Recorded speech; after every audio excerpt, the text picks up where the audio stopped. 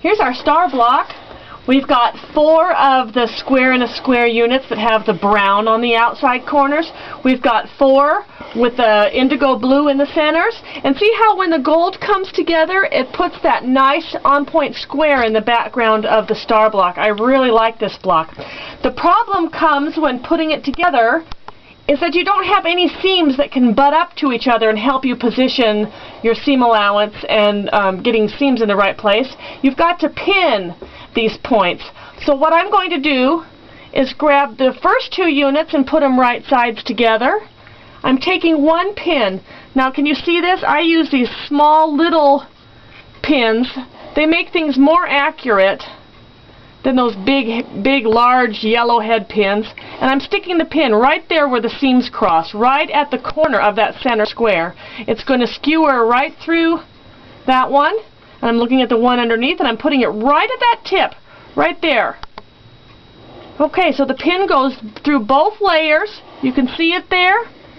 And I'm aligning now that is skewered along the top so that my edges are even. I'm taking a second pin, again, a really fine pin. You don't want to use those big ones with the yellow heads because they'll just distort the seam. Right next to where that skewered pin is, I'm sticking the pin in. I'm catching both layers. And I'm just taking the tiniest bite. And now I'm going to pull that skewering pin through. And I'm going to sew this. I'll move this out of the way with my 1/4 inch.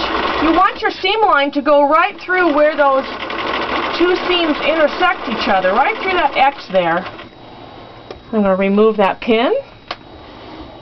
And this is how I do my block continuously. I'm going to now grab the middle square and flip it over onto this one.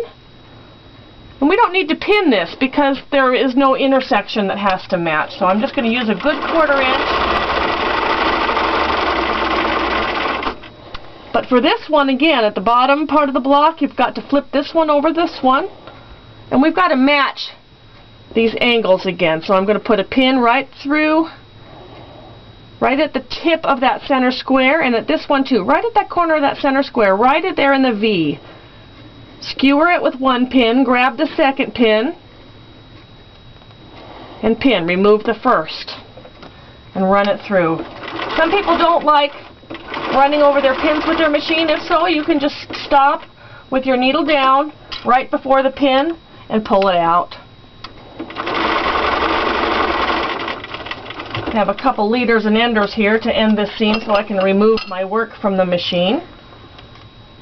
Put these together. You know me and my leaders and enders.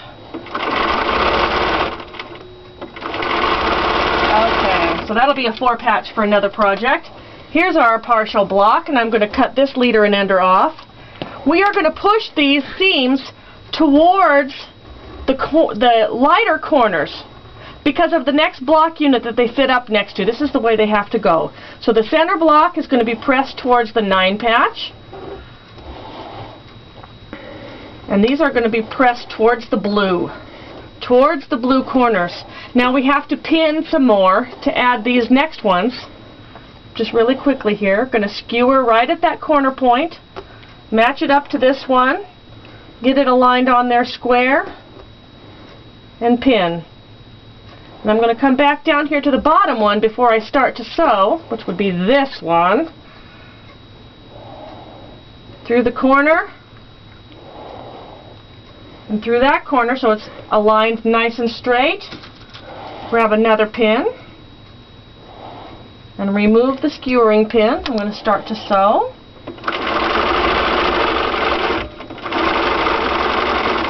I'll grab this one, put it on here. I like to do my blocks as continuously as possible. So I'll get this one here.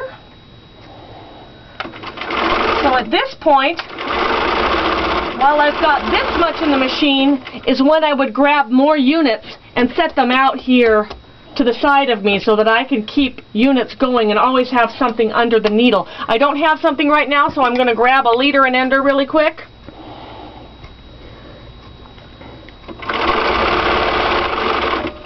And remove my work from the machine. Trim off that leader and ender. Okay, so here we've got our 3 rows all assembled together, and again we're going to press that seam towards the corner blocks, and the center one will go towards the 9 patch.